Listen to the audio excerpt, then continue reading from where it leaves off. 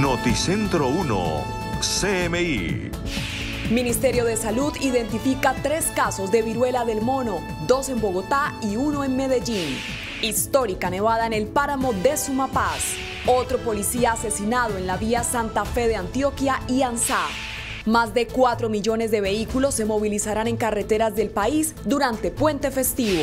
Un caballo muere en una cabalgata en la feria de Tuluá, Valle del Cauca. Con Luisa Tobo. Muy buenos días, bienvenidos a Noticentro 1 CMI. El Ministerio de Salud reportó los primeros 3 casos de la viruela del mono. 2 casos están en Bogotá y 1 en Medellín. Las 3 personas tienen antecedentes de viajes a Europa. Luisa Fernández, muy buenos días. ¿Cuáles son las recomendaciones? Luisa, muy buenos días. Las recomendaciones del Ministerio de Salud, primero, es mantener la calma y segundo, estar muy atentos a los síntomas que de hecho se parecen a la varicela. Dolor de cabeza, fiebre, agotamiento, malestar y además un brote en la piel. Esto es lo que nos dicen desde el Instituto Nacional de Salud. Lo que se conoce hasta el momento, que todavía no tenemos en el comportamiento que está dando la enfermedad en este momento, básicamente se da por el contacto estrecho con una persona. Las vesículas, las ampollas, las lesiones que tiene la persona al estar en contacto, la piel dañada de la persona que tiene la enfermedad con una piel sana, ese contacto puede facilitar la transmisión. Sin embargo, no se descarta que haya otras vías de transmisión, entre ellas la vía respiratoria. Luisa, lo que dicen también desde el Instituto Nacional de Salud en comparación al COVID-19 es que este nuevo virus que apareció en Colombia puede que no se transmita a través de la respiración.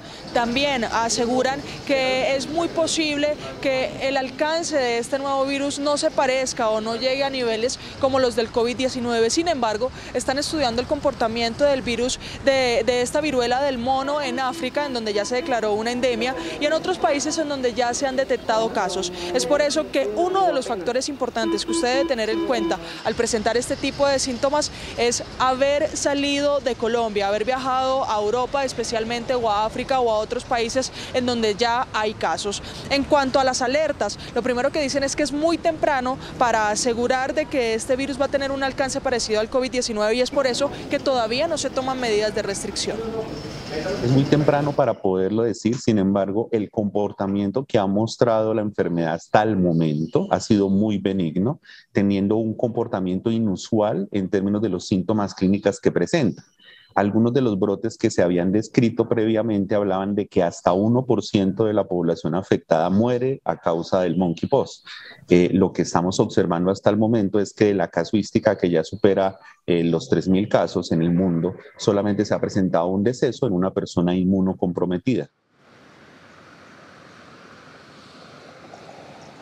Importante también informar el estado de salud de estas 3 personas. Las personas que están aquí en Bogotá, incluso la de Medellín, se encuentran en estado estable. Están siendo observadas y, por supuesto, analizadas por parte del Instituto Nacional de Salud para saber qué otros factores podría presentar esta viruela en el país. Vamos a cambiar de tema porque en las últimas horas nevó en Sumapaz, en la localidad número 20, la localidad rural de Bogotá. Las imágenes son muy bonitas. Lo que dicen habitantes de Sumapaz es que desde hace 60 años no se presentaba un fenómeno como este.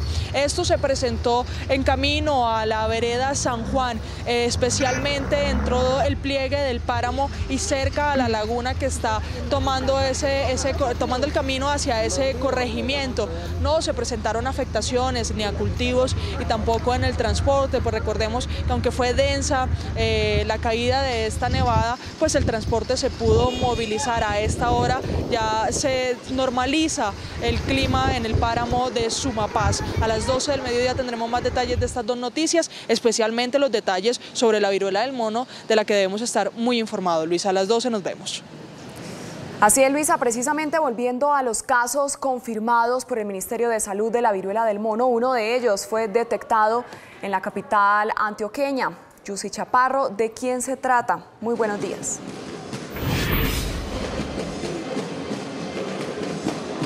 Luisa y televidentes, buenos días. Se trata de un hombre de 27 años procedente de Barcelona, España, que cuando llegó al aeropuerto José María Córdoba de Río Negro presentó algunos síntomas relacionados con esta viruela del mono. Fue entonces cuando asistió a un centro asistencial y esta prueba le dio positivo. Como medidas en este momento por parte de las autoridades de salud fue hacer un cerco epidemiológico con 9 personas que tuvieron contacto físico con este hombre y se encuentran aisladas.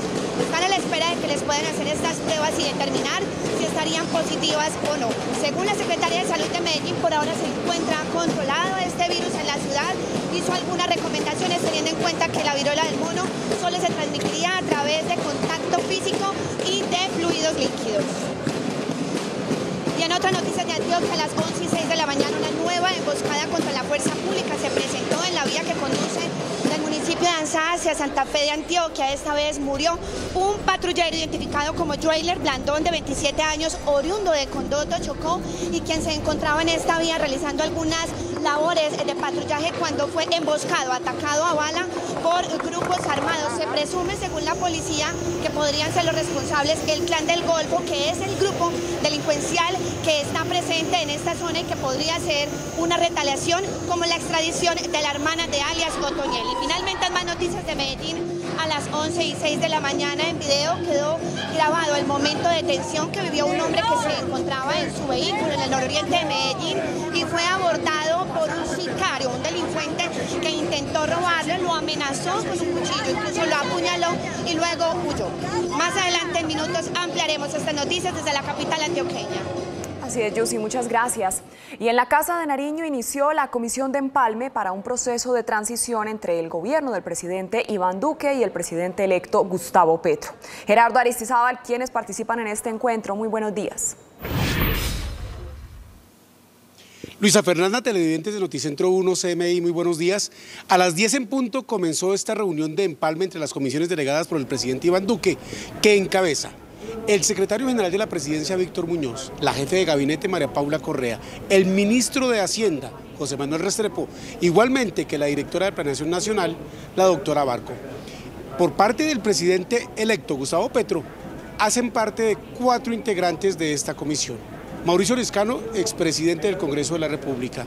Daniel Rojas, quien fue el jefe programático de la campaña, el coordinador de la campaña de Gustavo Petro a la presidencia de la República. También hace parte la doctora psiquiatra Carolina Corcho, a nombre de las entidades científicas, y Aurora Vergara, una profesora de Francia Márquez, que es precisamente la delegada para el empalme de la vicepresidencia de la República. Este empalme, en la primera reunión que tuvieron los presidentes entrante y saliente, Gustavo Petro e Iván Duque, ayer en la Casa de Nariño, comenzó con armonía y con tranquilidad.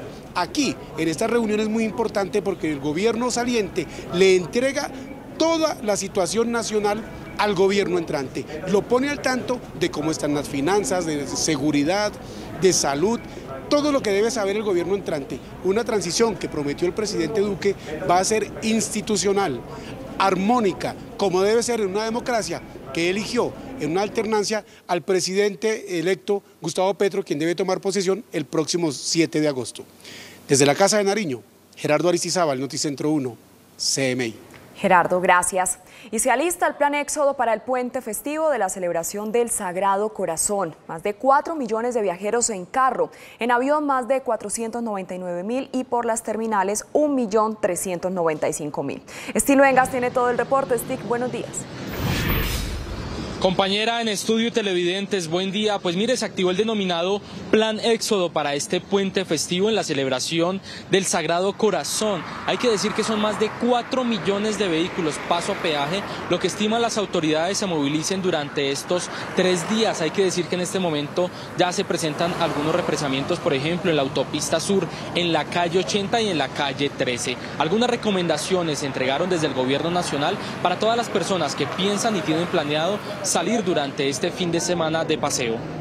La Dirección de Tránsito y Transporte ha dispuesto más de 5.900 hombres y mujeres que garantizarán la movilidad y seguridad en todos los ejes viales nacionales. Tendremos 110 áreas de prevención, los cuales serán las actividades de prevención en sensibilización y recomendaciones para evitar los siniestros viales.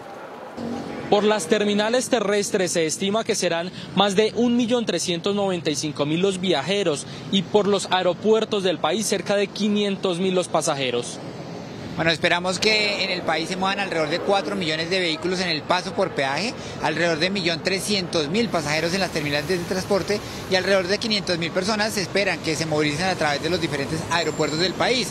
Hay que decir que también de manera muy importante que el año inmediatamente anterior, durante este mismo puente festivo, 112 personas perdieron la vida en siniestros viales en el país y por lo tanto hay que trabajar en prevención durante este fin de semana.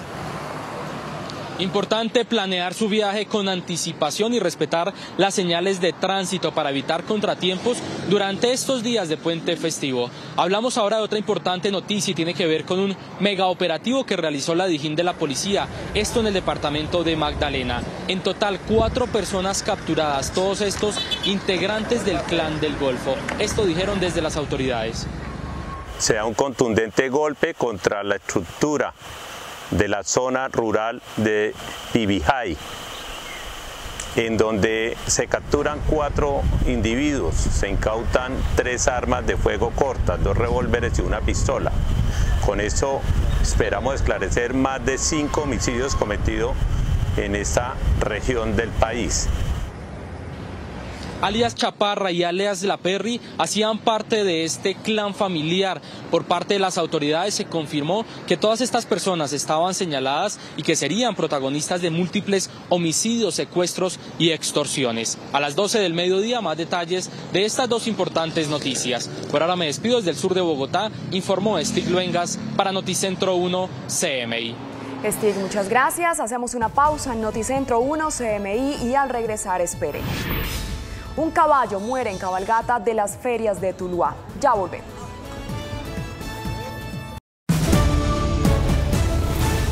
Seguimos en Noticentro 1 CMI. En el Valle del Cauca fueron capturados 3 presuntos disidentes de las FARC, responsables de homicidio agravado, tráfico de drogas y porte de armas. Sebastián, muy buenos días. ¿Quiénes son los detenidos? Hola Luisa, televidentes, muy buenos días. Mire, entre los capturados se encuentra alias Daniel. Él era el líder de esta organización en la zona rural del municipio de Calima, el Darién, Valle del Cauca, encargado de coordinar junto a sus otros 2 compañeros de estas actividades ilícitas y apoyados por otros 6 sujetos que permanecen detenidos en la cárcel de Buga de realizar extorsiones a comerciantes, ganaderos y campesinos. Entre los detenidos también se encuentra alias La Mona y alias Mexicano o el Puma. Estos sujetos eran los encargados de ejecutar todos los planes criminales que les diseñaba su líder, alias David.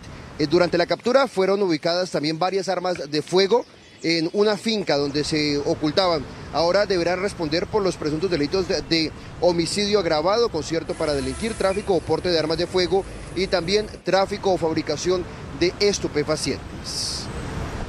En otras noticias, y esta es una verdadera lamentable noticia, un niño de tan solo 9 años permanece en el Hospital Universitario del Valle luego de sufrir graves secuelas por maltrato físico. Los aberrantes hechos ocurrieron en el municipio de Viges, Valle del Cauca, por parte de su mamá y un padrastro, los cuales se encuentran privados de la libertad.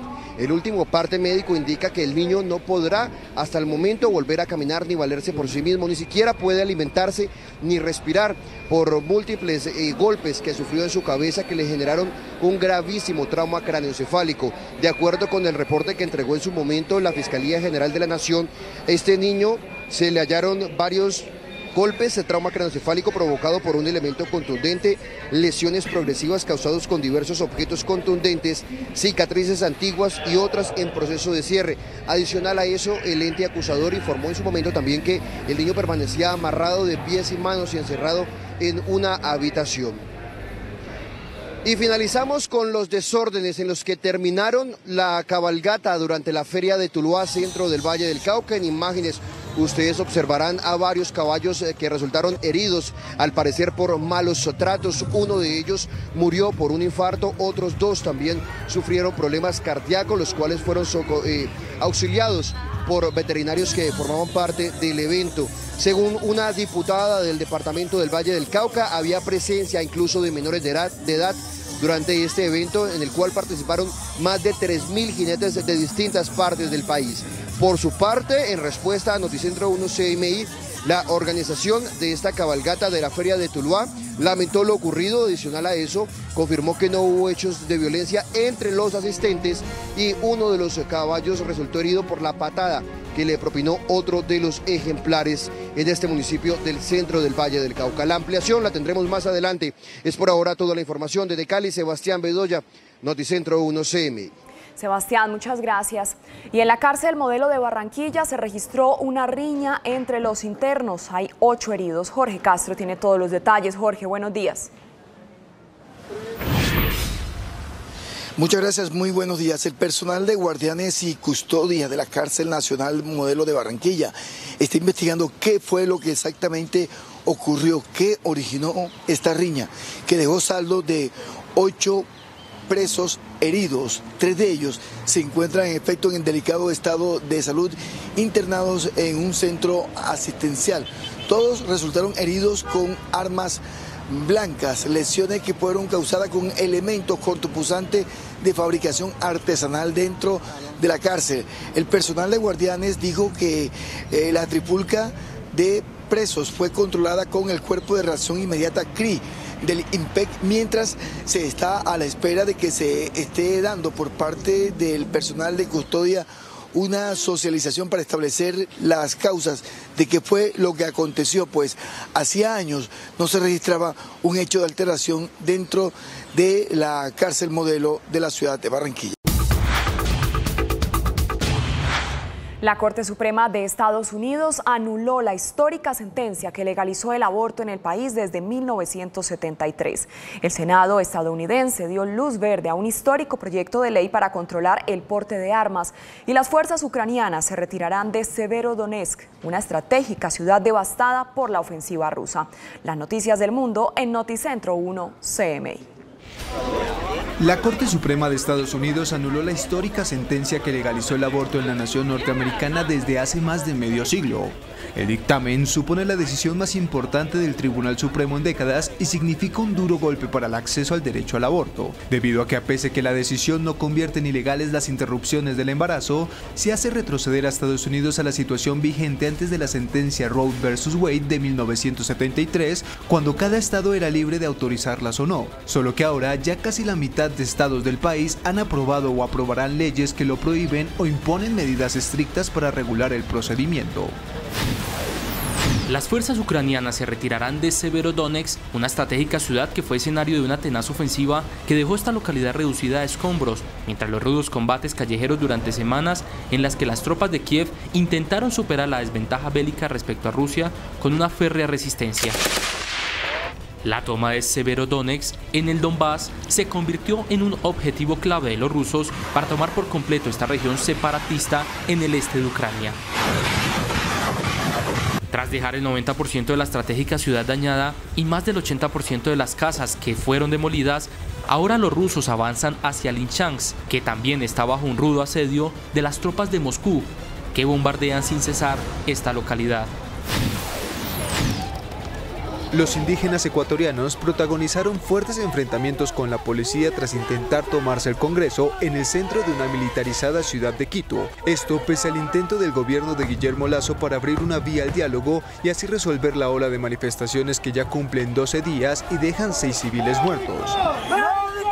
Ante el intento de toma, las autoridades tuvieron que reaccionar con bombas de gas lacrimógeno y granadas aturdidoras, mientras los manifestantes respondieron con bombas incendiarias caseras, cohetes de fuegos artificiales y piedras. Y bajo la consigna Fuera Lasso, unos 14.000 indígenas todavía protestan en distintos puntos del país. El primer ministro británico Boris Johnson recibió un nuevo golpe a su legitimidad tras la derrota del Partido Conservador, que perdió 2 escaños en unas elecciones parciales que se anticipaban como una prueba para la popularidad del controvertido líder Tory. El fiasco también provocó la repentina renuncia del presidente de la formación, Oliver Dowden, quien reconoció que este solo fue el último de una serie de resultados muy malos para el partido.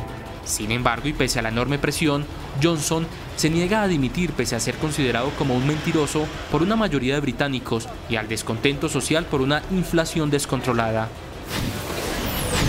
Tras más de 30 años de inacción legislativa sobre el control de armas, el Senado de Estados Unidos aprobó en apenas 48 horas un histórico proyecto de ley que impone restricciones al acceso a las armas y fue acordado por representantes de ambos partidos en respuesta a la conmoción por las últimas matanzas provocadas por la grave ola de violencia armada que vive la nación norteamericana.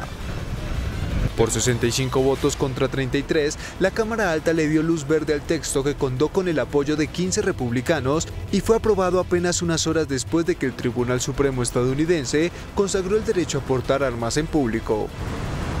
El paquete limitado de nuevas restricciones consta de verificaciones de antecedentes mejoradas para compradores menores de 21 años, 11.000 millones de dólares en fondos para salud mental y 2.000 millones para programas de seguridad escolar.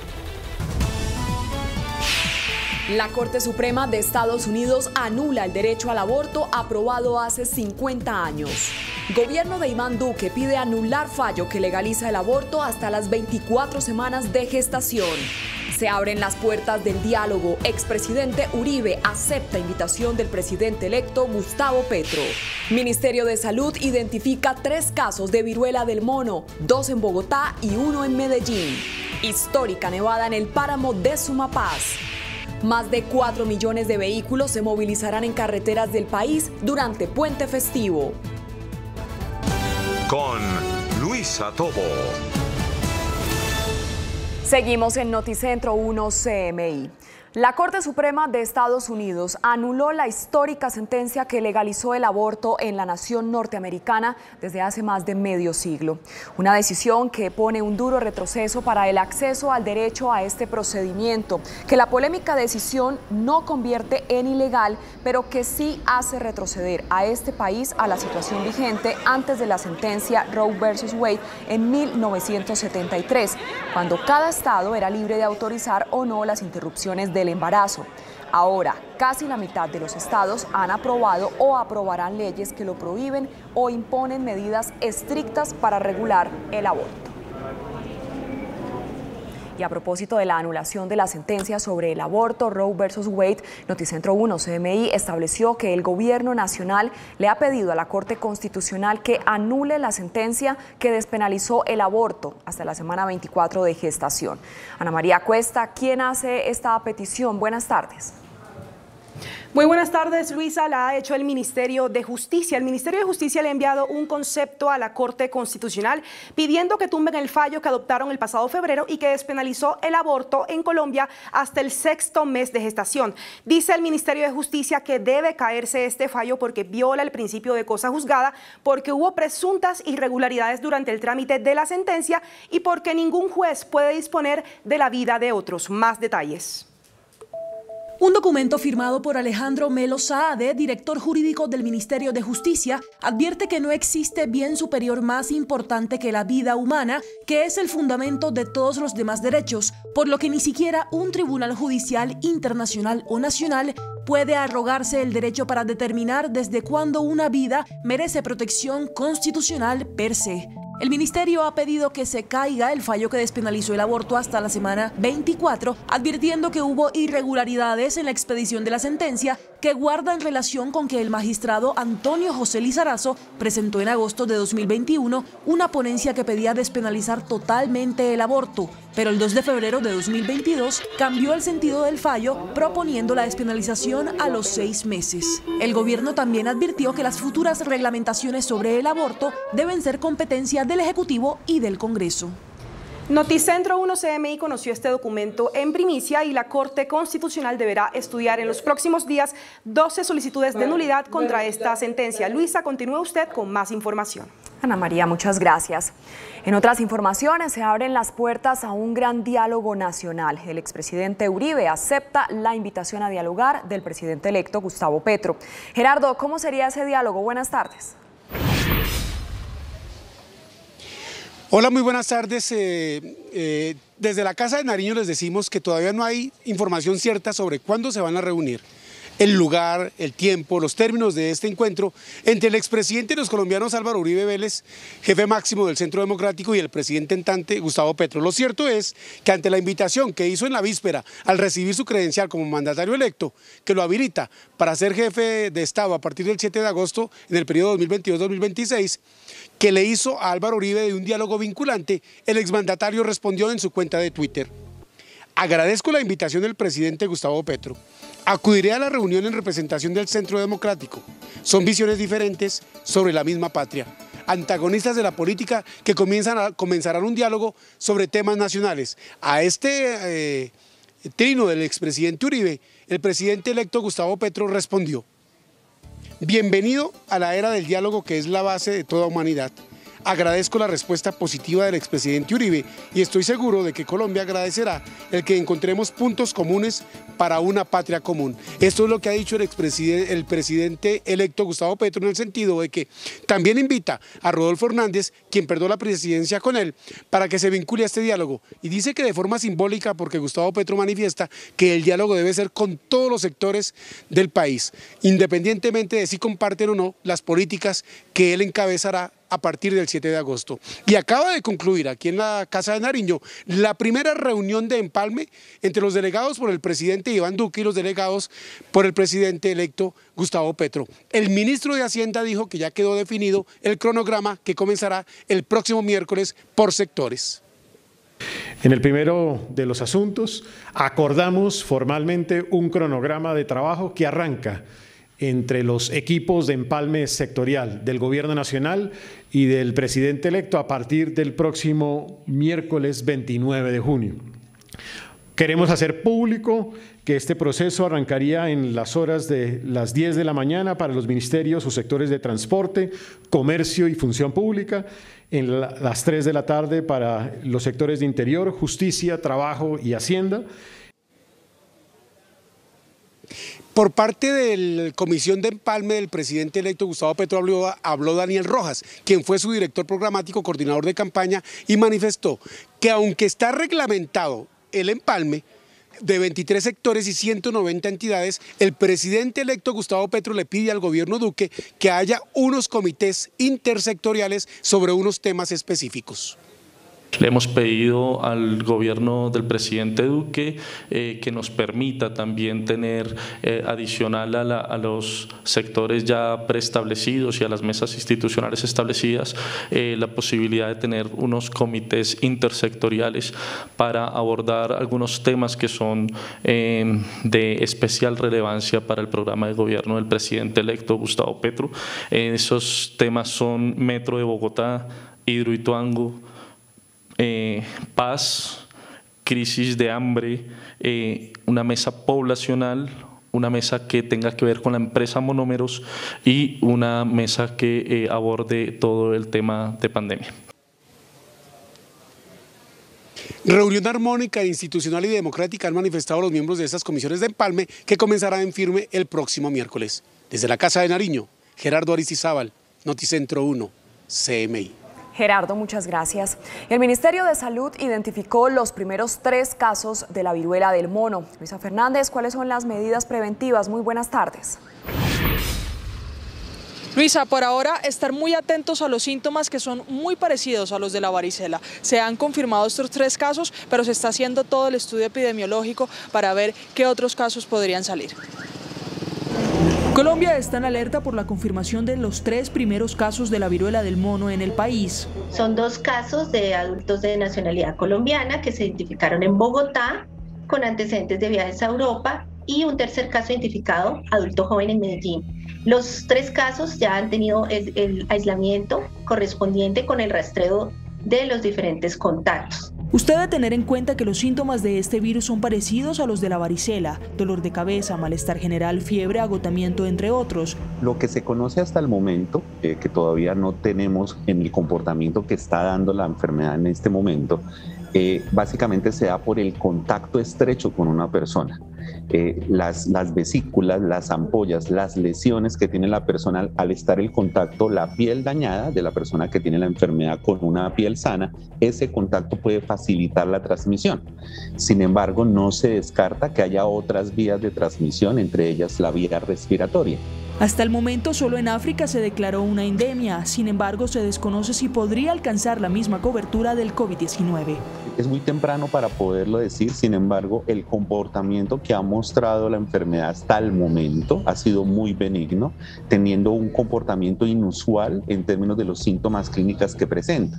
Algunos de los brotes que se habían descrito previamente hablaban de que hasta 1% de la población afectada muere a causa del monkeypox. Lo que estamos observando hasta el momento es que la casuística, que ya supera los 3.000 casos en el mundo, solamente se ha presentado un deceso en una persona inmunocomprometida. La población adulta y principalmente quienes presentan comorbilidades serían la de mayor riesgo. El Ministerio de Salud hace un llamado a la calma y afirmó que por ahora no se tomarán medidas de restricción para contrarrestar la posible propagación.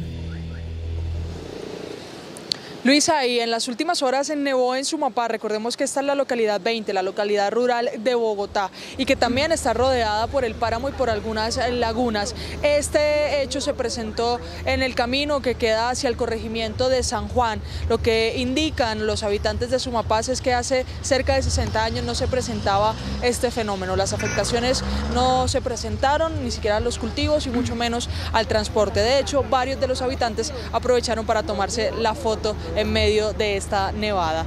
Luisa, son las noticias por el momento desde el occidente de Bogotá. Luisa Fernández, Noticentro 1 CMI. Muchas gracias, Luisa. Y en Medellín está identificado otro de los casos de la viruela del mono. Yusi Chaparro tiene el reporte desde la capital de Antioquia. Yusi, buenas tardes.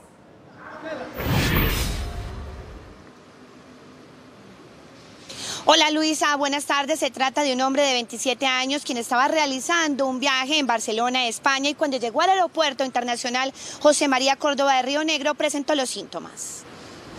El primer caso de viruela del mono en Medellín fue diagnosticado a un hombre de 27 años quien llegó la semana anterior de Barcelona, España. Presenta sintomatologías en la ciudad, se hace el abordaje clínico, hoy se encuentra estable, esperamos que se resuelva rápidamente la sintomatología, estamos haciendo el cerco epidemiológico, las investigaciones epidemiológicas. Autoridades de salud realizaron un cerco epidemiológico a 9 personas que tuvieron contacto con él, todos están aislados. Hay atención, pero no alarma, estamos atentos, estamos revisando con detenimiento cómo va avanzando los números de casos. Por ahora lo que hemos visto en Europa es que no es tan grave como el COVID, que hay tratamientos. El hombre se encuentra estable y vive en el sector de Las Palmas, es comerciante independiente. Según el alcalde de Medellín, por ahora se descartan restricciones o cuarentenas. Esto desde la capital antioqueña. Yusi Chaparro, Noticentro 1 CMI. Feliz fin de semana. Yusi, muchas gracias. Hacemos una pausa en Noticentro 1 CMI y al regresar, espere. Todo está listo para el plan Éxodo por el feriado del Sagrado Corazón. Ya volvemos. Seguimos en Noticentro 1 CMI. Luego de un amplio seguimiento, las autoridades lograron ubicar a disidentes de las FARC que estaban sembrando el terror entre los campesinos del municipio de Calima, El Darién. Sebastián, detalles de este operativo. Buenas tardes. Hola, buenas tardes, Luisa. Este operativo se cumplió en zona rural del municipio de Calima, El Darién, donde se ocultaban estos 3 presuntos disidentes de las FARC. Así fue como un grupo especial de la policía llegó hasta una finca en Calima, El Darién, Valle del Cauca, para capturar a los 3 disidentes de la Jaime Martínez de las FARC, que apoyados desde la cárcel por otros 6 integrantes de la organización, delinquían extorsionando a ganaderos y cometiendo crímenes en la zona rural de este municipio del departamento. Quienes eran requeridos por los delitos de homicidio, concierto para delinquir, tráfico de armas de fuego y tráfico de estupefacientes. Por otro lado, en el nororiente de Cali, fue detenido un adulto mayor considerado como uno de los más buscados por las autoridades de la ciudad por delitos como hurto, microtráfico y homicidio. En estos 2 últimos días se capturó alias el abuelo, sector de Floralia, donde se le encontró estupefaciente, lo cual de una vez se le revisaron todos los antecedentes y allí es cuando aparece con esta orden de captura vigente. Según la Policía Metropolitana, de 43 personas que aparecen registradas en el cartel de los más buscados, el 32% han sido ubicados en distintos operativos. En otras noticias, un caballo muerto y varios heridos dejó una desordenada cabalgata en la feria de Tuluá, centro del Valle. De esta manera terminaron varios caballos que utilizaron para la cabalgata durante la feria de Tuluá en el centro del Valle. Muchos estuvieron desplomados en el suelo, al parecer por malos tratos, incluso con graves heridas en su cuerpo. Logramos retirar una yegua en estado de gestación, 2 equinos con heridas que no les permitía seguir caminando. Uno de los equinos murió bajo la mirada de varios asistentes, pese a los esfuerzos que realizaban veterinarios por socorrerlo en medio del desordenado evento. Posterior al desembarque, fueron más de 10 animales que tuvieron que ser atendidos por el equipo veterinario. Y en todo el trayecto, que fueron 5 kilómetros de recorrido, se presentaron menores de edad montando equinos. Fueron retirados algunos, un promedio de 7, por la policía, pero vimos más de 20 niños y niñas montando equinos. A través de un comunicado, la organización de la Feria de Tuluá confirmó el deceso del ejemplar y las heridas de otro equino producto de la patada propinada por otro caballo. Además, señaló que en el recorrido no hubo violencia entre los más de 3.000 jinetes de distintas partes del país que participaron del recorrido. Hasta el momento no hay ninguna explicación del por qué había menores en este evento. Es por ahora la información desde Cali. Sebastián Bedoya, Noticentro 1 CMI. Sebastián, muchas gracias. Hacemos una pausa en Noticentro 1 CMI y al regresar, esperen. Todo listo para el plan éxodo por el feriado del Sagrado Corazón. Ya volvemos.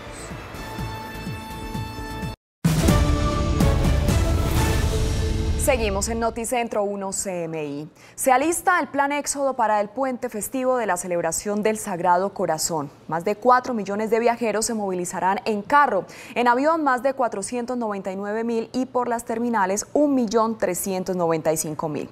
Stig Luengas tiene el reporte. Stig, buenas tardes. Luisa y televidentes, feliz tarde. Pues mire, son 5.900 los policías de carreteras que estarán a cargo de la seguridad de todos los viajeros. Desde ya el plan éxodo para todos los viajeros, cerca de 4 millones de vehículos que pasarían paso peaje según las autoridades, recomendaciones especiales por el invierno, tener la revisión técnico-mecánica de sus vehículos y también planear su viaje con anticipación. Vamos a cambiar de tema y es que tenemos una historia en este momento en Noticentro 1 CMI y que tiene que ver con Donato, ese personaje que se hizo viral hace unos meses y fue por esa inseguridad en Bogotá, pues que lo dejó postrado en una cama luego de un atraco, un migrante venezolano quien quedó postrado en una cama. Hoy el director de Migración Colombia, Juan Francisco Espinosa, se encuentra aquí en la localidad de Kennedy para entregarle ese permiso especial que él necesitaba para salir adelante, tanto por sus servicios de salud y demás. Vamos a invitar al director de Migración que nos acompañe y vamos a hacer todo el protocolo de entrega de este permiso especial de protección.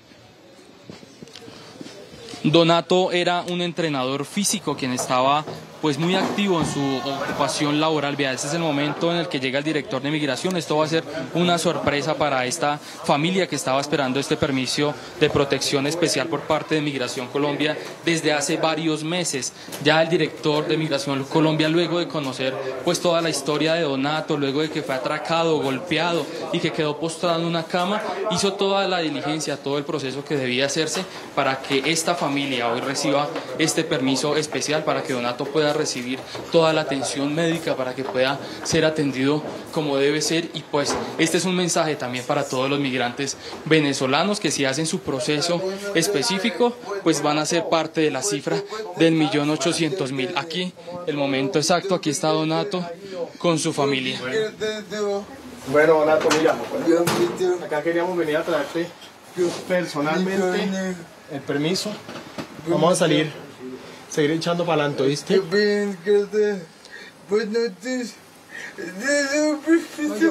Este es el tuyo. Y aquí estamos para adelante. Aquí se encuentra su familia, quien siempre estuvo luchando por Donato. Buenas tardes. Entendemos pues toda la emoción que hay en este momento. Unas palabras muy cortas para Noticentro 1 CMI. Bueno, mira, agradecida muy bien con ustedes. De verdad, muchas gracias. Desde hace rato estábamos esperando esto porque es duro lo de nosotros aquí con él, con su terapia y sus cosas. Muchísimas gracias y de verdad muy agradecido con todos ustedes. Director, unas palabras cortas. Bueno, nada, miren, para nosotros es un gran honor poder acompañarlos en la tarde de hoy. Vamos a poner el pecho, vamos a seguir saliendo adelante. Esta es una oportunidad, la frente en alto y con la mayor humanidad. Vamos todos avanzando. Muchas gracias, director. Hasta aquí nos despedimos en Noticentro 1 CMI. Stig, muchísimas gracias. Y en el departamento de Bolívar ofrecen recompensa por información que permita identificar a los ladrones de cables de energía. Estos bloqueos presentados en los últimos días en algunas poblaciones de Bolívar han sido producto de las constantes interrupciones en el servicio de energía eléctrica que tiene a la población de municipios como Arjona totalmente desesperada.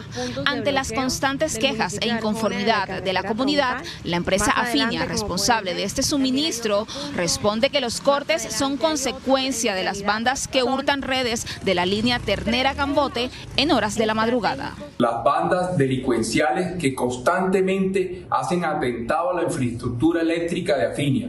Nosotros rechazamos de manera contundente todos esos actos violentos. Estamos tomando las medidas, haciendo seguimiento a las 13 denuncias que hasta el momento hemos impuesto y esperamos el acompañamiento de las autoridades. Sin embargo, habitantes de esta población no están satisfechos con esta respuesta y dicen que ya es un discurso desgastado. Creemos que las víctimas realmente somos los arjoneros, a quienes de manera constante y reiterativa nos vienen dejando sin el servicio hasta por más de 24 horas. El llamado que le hacemos los arjoneros es a tomar acciones contundentes. La empresa Afinia ofreció una recompensa de 15 millones de pesos a quienes entreguen información que permita ubicar, judicializar y capturar a los responsables de los continuos hurtos de cables de energía. Hasta aquí la información en Noticentro 1 CMI, pero a las 8 de la noche espere una nueva emisión de noticias. ¡Feliz fin de semana!